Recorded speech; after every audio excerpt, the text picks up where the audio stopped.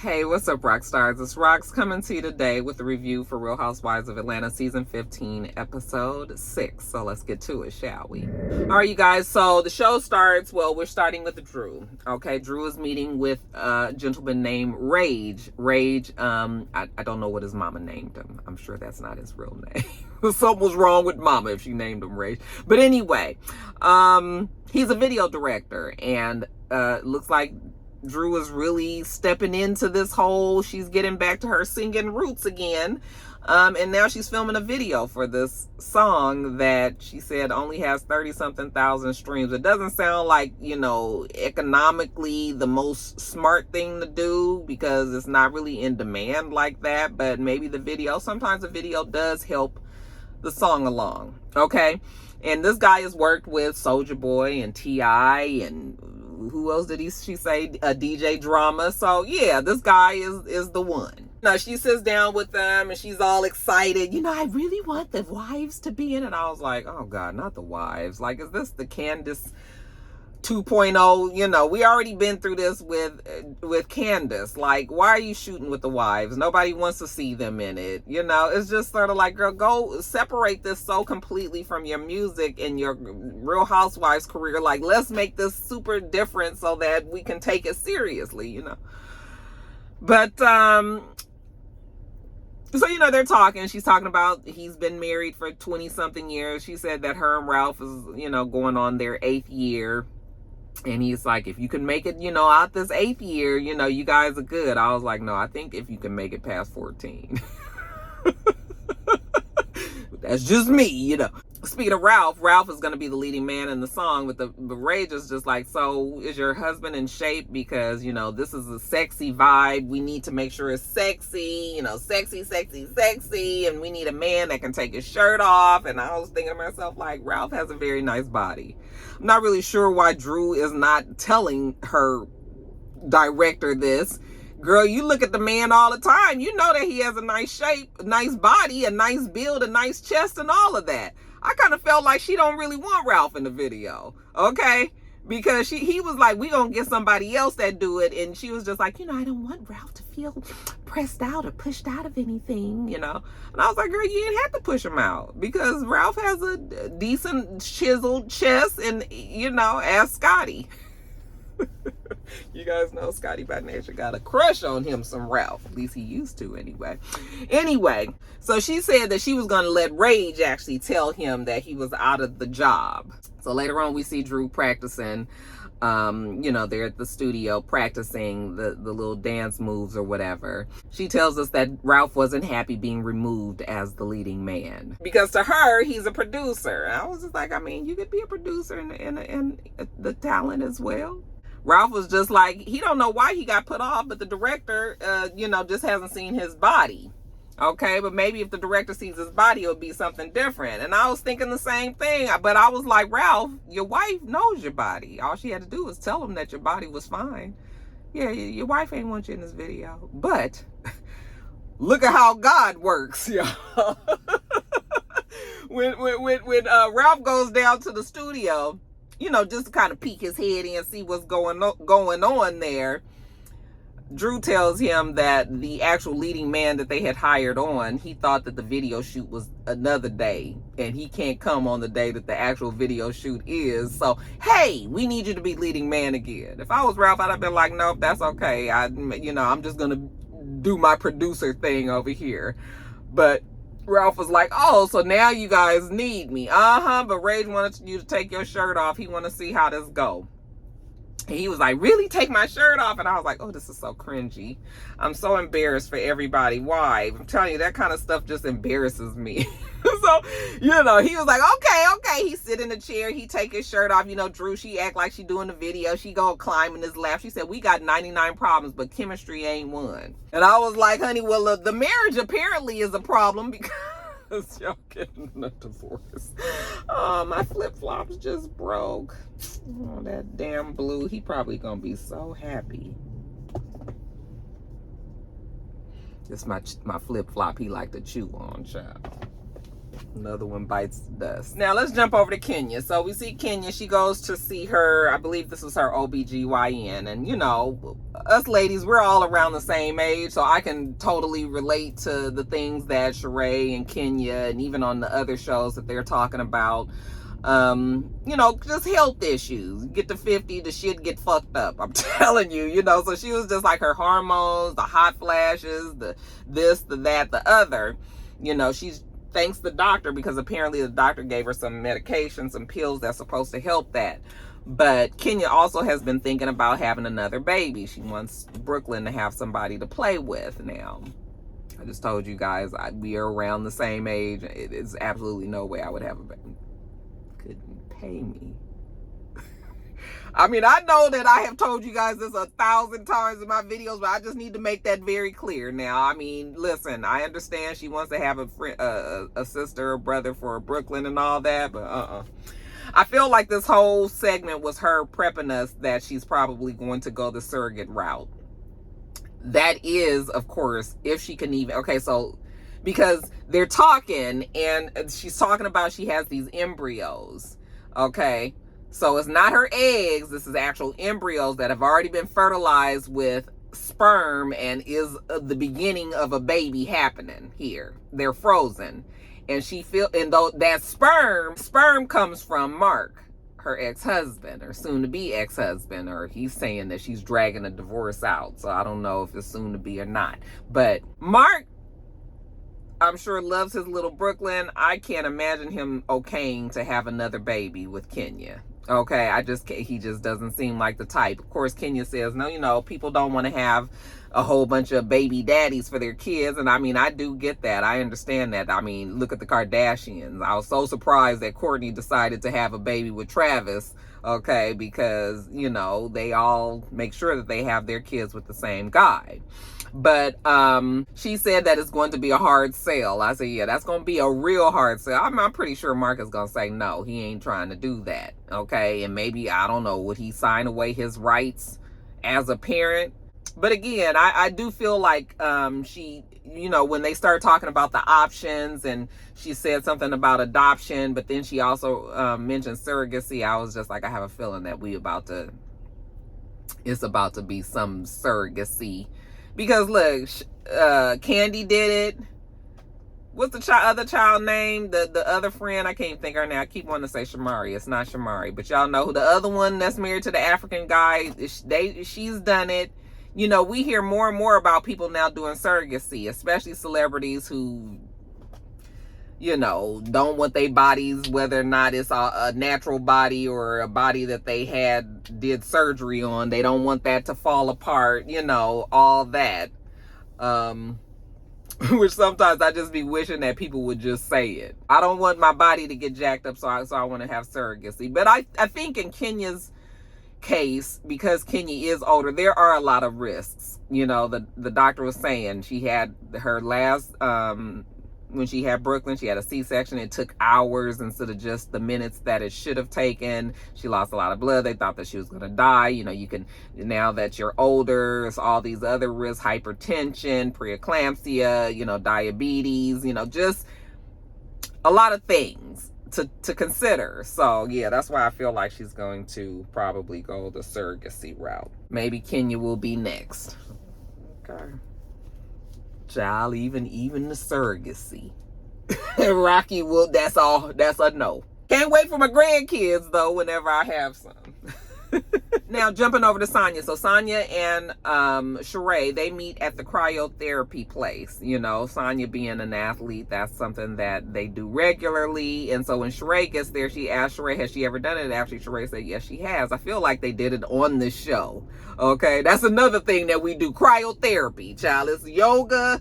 It's stripper pole dancing. It's the hanging from the ceiling sheets yoga type thing, and it's cryotherapy. So you know, they do their therapy. You know, you got to be in there for 2.5 minutes, which is a long time to be in sub-zero type degrees, but they both do it. And then afterwards, you know, they move to a room, they sit down, they give them some nice warm blankets, and and all that for them to recover. Okay, give them a little water, let them sit and talk for a while. So, hey girl, what's been going on? Sonya says, oh, Ross has been so busy. He's been in Texas because his business is really popping off. He has that limousine chauffeur type business.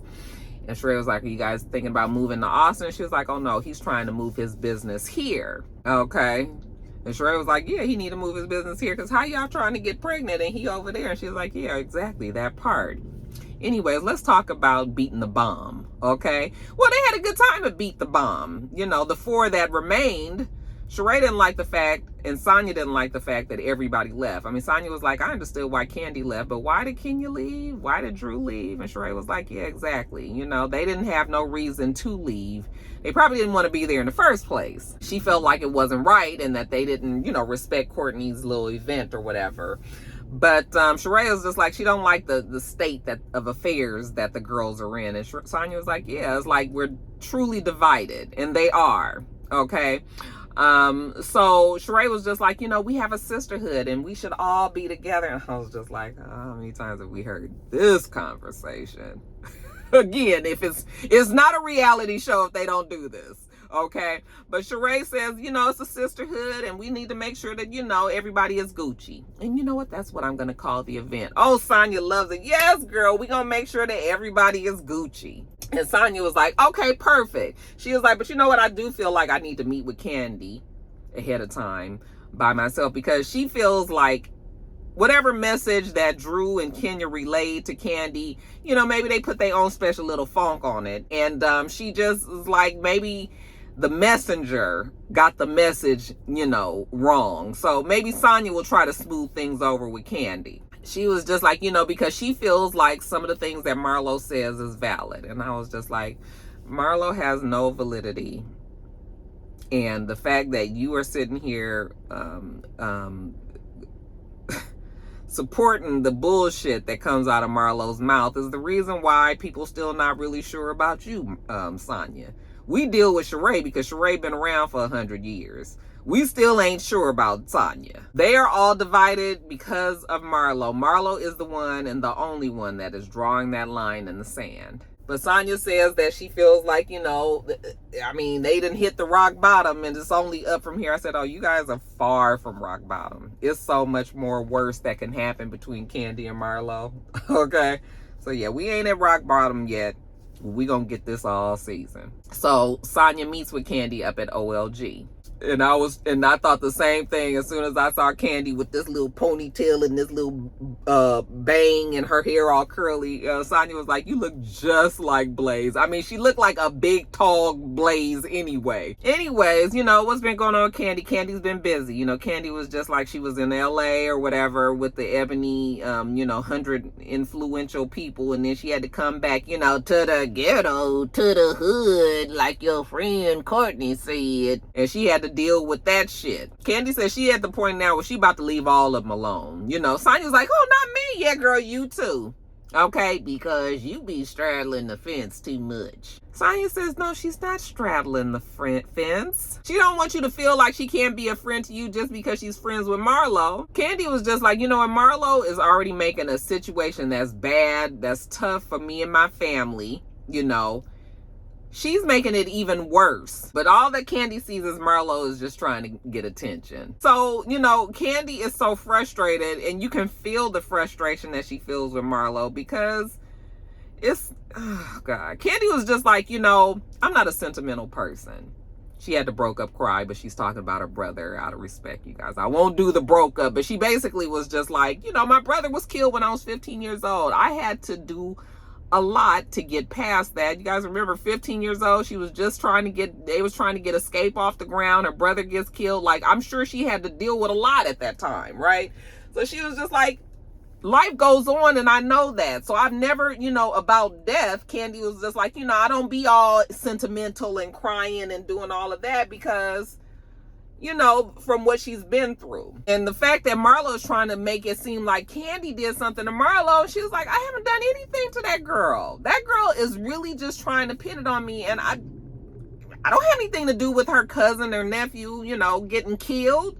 Has nothing to do with me. Sonya understands. You know, it's just that the group is so divided and it's just bothers Sonya so much. So then she says, did you get the invitation from Sheree? Didn't you think it was cute? Candy was just like, I mean, I guess, you know.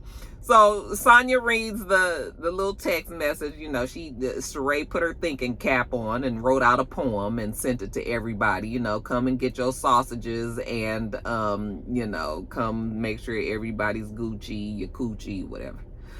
Child, whatever. Okay, Sonya's like, don't you love that? She wants everybody to be Gucci. You know, wear your Gucci and all. And Candy was just like, honey, I'm more like T.I. If you see me in the streets, homie, you don't know me. So you better say your bandmate's man song, okay? Candy is over all of them. I feel just like Candy. Candy is over all of them, and I don't blame her one bit. Now, Marlo. You guys, it's so hard doing Marlo's segments because it'd just be so much bullshit that you just... Child. Marlo goes to dinner with Courtney. Okay, of course, Courtney comes in. Hey, kid! Oh, my God! Hey, kid! You know, all that. Before Courtney had gotten there, Marlo had told the people, you know, make sure that you bring us margaritas and, you know, do something sexy, different. Put it in a wine glass. Because that's Marlo, and that's how Marlo rolls. She do things different, okay? So when Courtney sees the lady bring the margaritas in the wine glass, Courtney was just like, oh, I've never seen anything like this. I've never seen margaritas in a wine glass, okay? That's because you don't be fucking with people like Marlo. Get on Marlo's level, Courtney. So what's going on? You know, apparently Courtney has decided to hook Marlo up with a man. Okay. Marlo going on and on about Candy and us not knowing about, we still don't know how Marlo gets her money. I know she has lay archives, but she just recently got lay archives. I know that she had a store in the past, but that store has been gone for many, many years. Like, still, you can't tell me you are living off the profit of that store that's been gone at least 10 years now, you know? So I was just like, Marlo even... The gall and the nerve of Marlo to even keep harping on us not knowing about Candy when we still don't even know how you get your money, poo-poo. We still don't know. Anyways, they start talking about what happened at Beat the Bomb. And Courtney just wants to know why you haven't ever addressed this stuff with Candy, Marlo, before now. And Marlo says that she was triggered. She said she didn't even think about none of that stuff until her own cousin, you know, Candy's own cousin got shot. Let me not say that. But when Candy's cousin got shot, she was then triggered about her cousin. I'm starting to wonder how close Marlo was to this cousin for her to, you know, because she never mentioned it. I was like, that's such a weak lie, Marlo. You could lie better than that. But, you know, Marlo is maintaining that, you know, because of everything that's happened, she cannot cater to Candy and her wishes any longer. And she says that she can't explain shit to Candy either because Candy is just about as ignorant as Cuda Brown. And Courtney was just like, now how ignorant is Cuda Brown? Marlo was like, I don't know. I just use the name because that's what people say. Candy is not ignorant. Marlo is tripping and tired. Is it going to be a whole season of Marlo versus Candy? Is it really, you guys? Anyway, you guys, jumping over to this damn Gucci party. So I guess the theme is everybody's Gucci, so everybody's supposed to wear some form of Gucci. All right.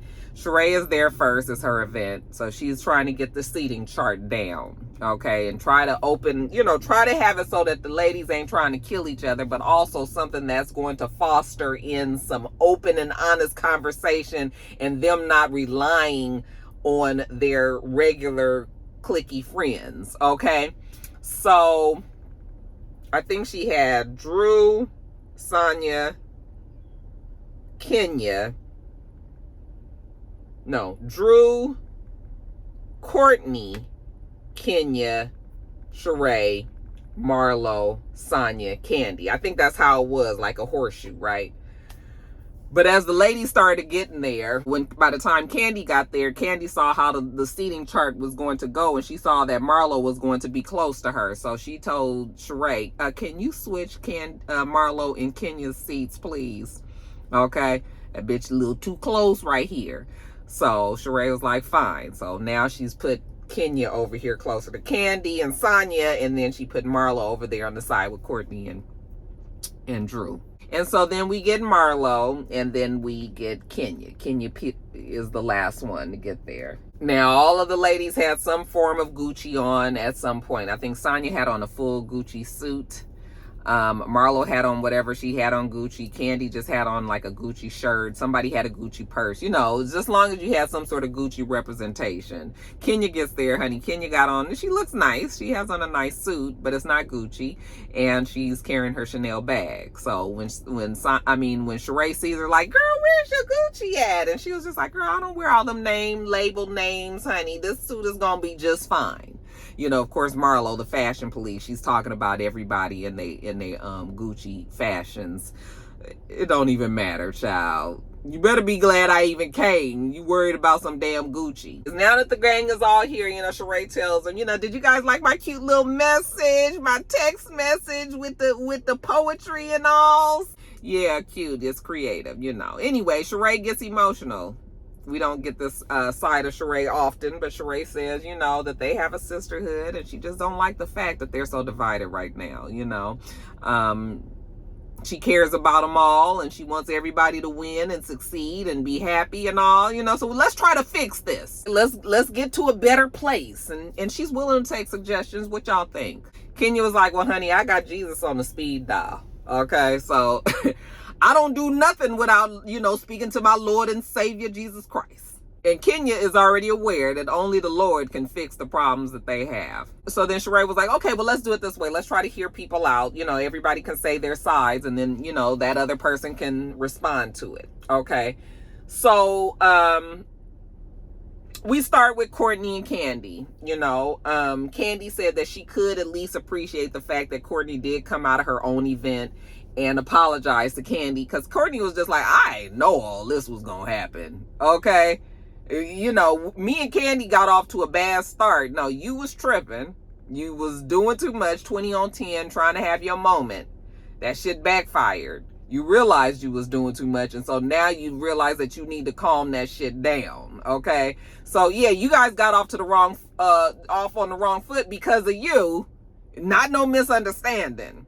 Okay, but I mean, we can call it a misunderstanding if you want to, but we all know what it was. But anyway, Courtney was just like, yeah, you know, she didn't like the fact that all that had happened. So Candy was like, I can appreciate the fact that she came out and apologized. So at least we didn't squash that beef, because it really was stupid to begin with. So who's next? Well, Sonya says that she feel like her and Kenya can't get it together. It's just been times they was out of town, out the country. They've had their weird little fallings out, and then they would try to work on it and get it back right. And she said then she felt like Kenya was kind of just lukewarm at Ross's party, and you know, then the shit that happened in Birmingham, and then Kenya told her to just leave and don't come back. And you know, Sonya was just like, I can't understand, you know, I still can't figure out why Sonya and Kenya can't get it together either. I don't think Kenya likes Sonya. She just ain't wanting to say it. Kenya said, well, I don't really trust you because you went on a show, which turned out to be Watch What Happens Live. And, you know, Andy asked her a question about Kenya's butt, asking her if she thought that Kenya's butt was real or fake.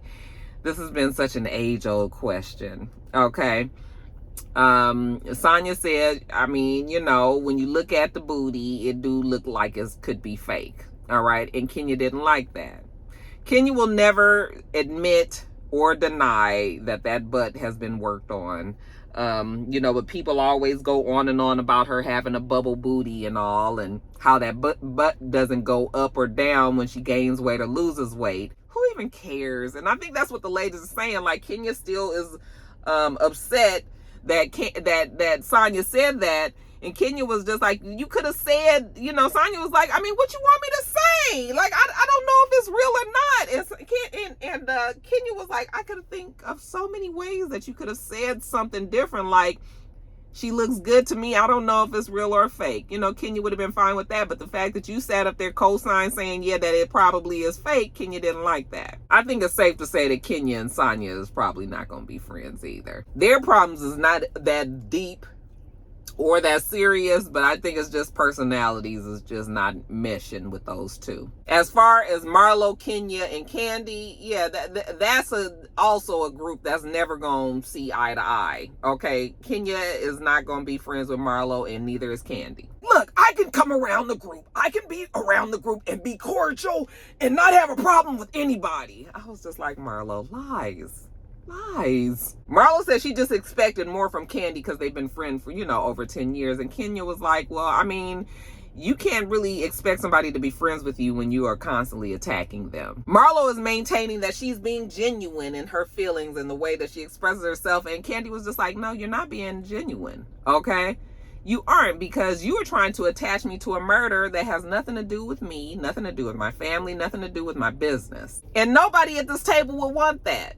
Okay, including Marlo. And Marlo was just like, well, you know what? Marlo was just triggered. After Drew had brought up the shooting and all, she was triggered from there. And, of course, everybody is rolling their eyes because we're just like, oh, my God, Marlo, really, really, really, please. And, of course, this whole conversation gets heated. Like I told you, Marlo talks over everybody. She has a very loud, very strong voice. So, and then you got everybody else arguing and yelling, trying to calm it down. Candy is still trying to say what she's trying to say. They're at this event.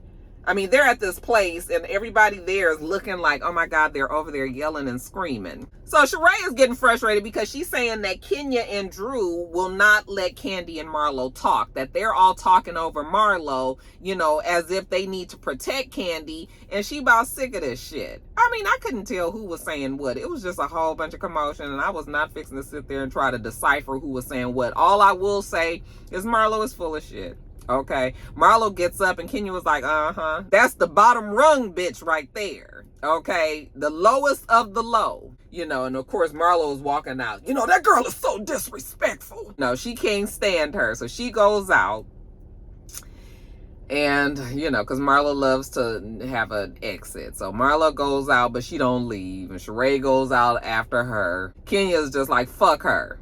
She ain't even trying to play nice no more.